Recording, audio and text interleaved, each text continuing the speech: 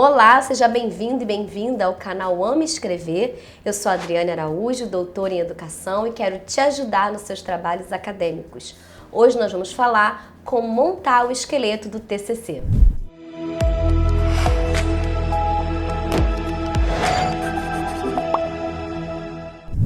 Bom, esqueleto do TCC, bem estranho, né? Mas é assim que vocês têm perguntado, então quero que vocês se identifiquem logo. O que seria esse esqueleto? Esqueleto a gente lembra, quando a gente pensa no esqueleto do corpo humano, a gente lembra da estrutura, né? Então é essa analogia que a gente quer trazer, eu acredito que é por isso que vocês têm pesquisado sobre isso. Como estruturar o TCC? Só que tem um detalhe. TCC é trabalho de conclusão de curso.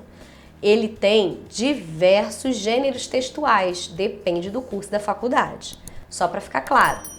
Então, essa estrutura que eu vou te trazer, esse esqueleto que eu vou te trazer, serve para qualquer modalidade. Pode ser para a sua monografia, para o artigo científico, para o relato de experiência, enfim, você consegue se apropriar dessa estrutura através do esqueleto que eu vou te mostrar, dessa estrutura que eu preparei para você. Eu criei o quadro do trabalho acadêmico. Inclusive, eu quero te dar uma dica. Eu tenho aqui no meu canal, eu vou colocar aqui o link na descrição, um curso que eu dou uma aula sobre esse quadro do trabalho acadêmico. Eu vou falar com você aqui de uma maneira geral, vou pontuar, vou elencar toda essa estrutura, mas nesse curso, nesse vídeo, está completo. Eu entro em cada um e vou explicando o detalhe de cada um. Olha, já teve situações de alunos meus, de clientes meus que estão fazendo tese de doutorado, de estarem assim na reta final, mas estarem perdidos, não estavam conseguindo mais desenvolver o trabalho.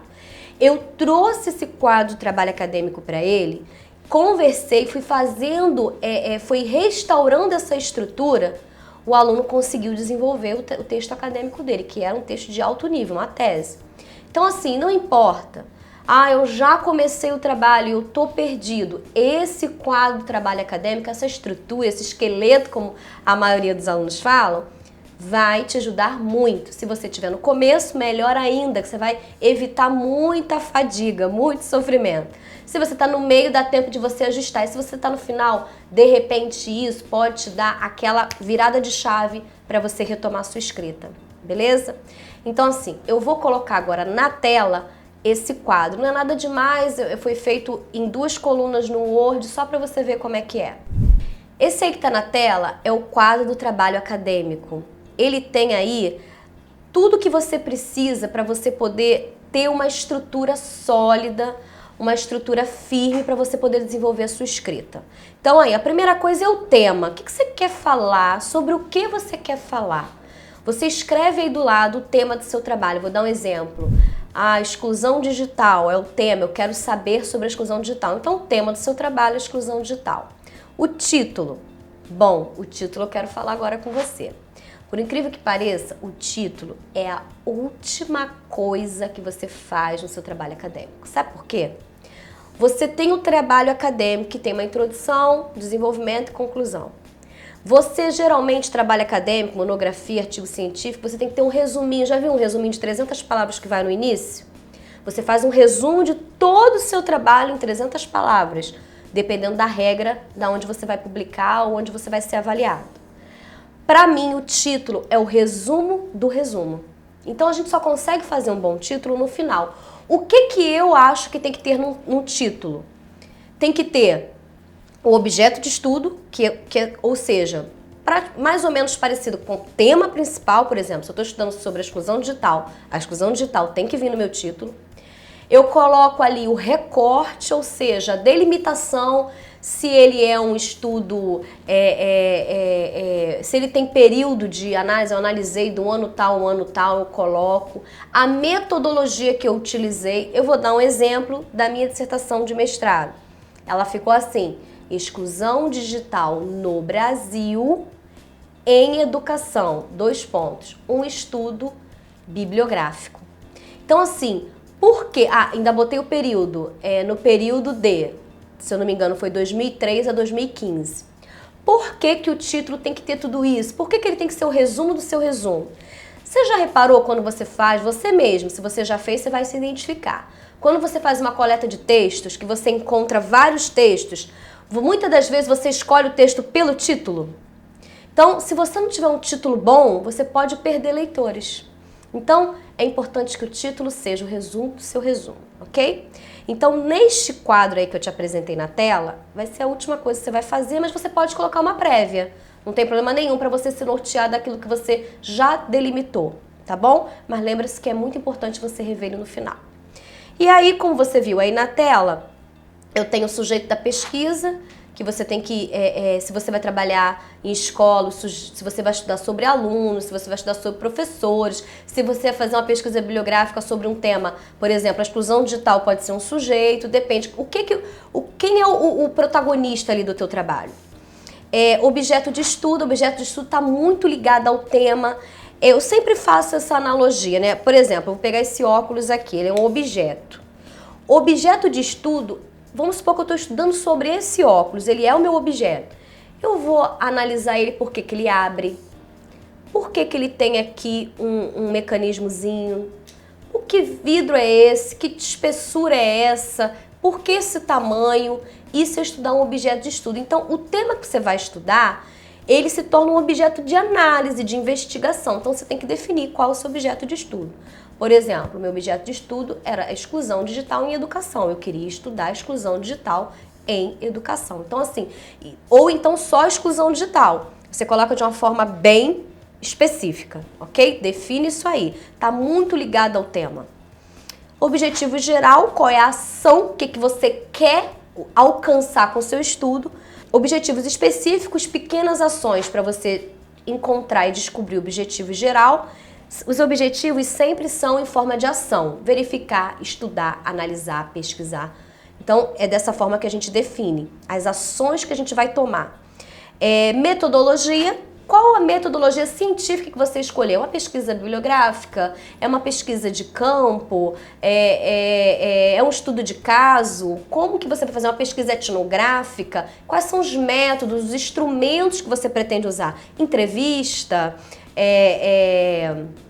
Simplesmente observação participante, vai ficar filmando o local? Como é que você vai fazer essa pesquisa? É o como, é a cozinha, é como que é feito. Pensa numa receita de bolo. Quando você vai fazer um bolo, você vai pegar lá os ingredientes que você usa e como preparar. É exatamente assim que você vai definindo a sua metodologia. Você coloca aí dentro desse espaço da metodologia.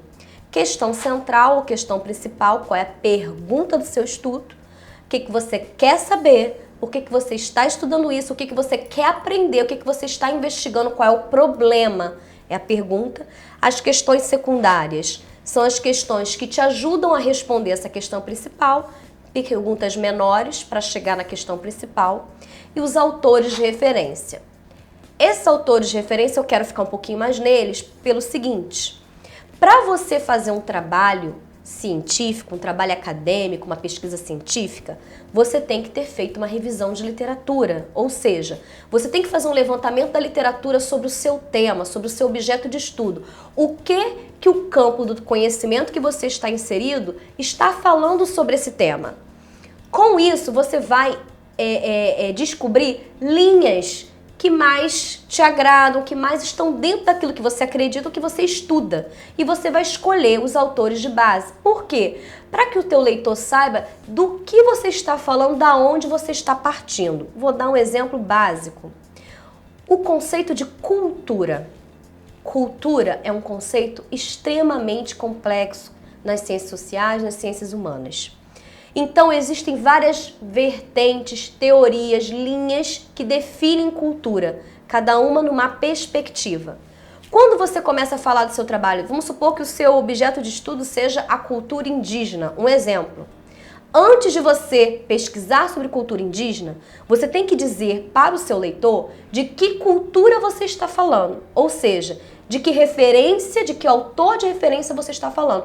Cultura, para mim, está baseada em Geertz, por exemplo, como foi na minha tese. Eu falei um pouco sobre cultura e a minha base, a minha referência sobre cultura O que cultura significa para mim está baseado na literatura de Geertz.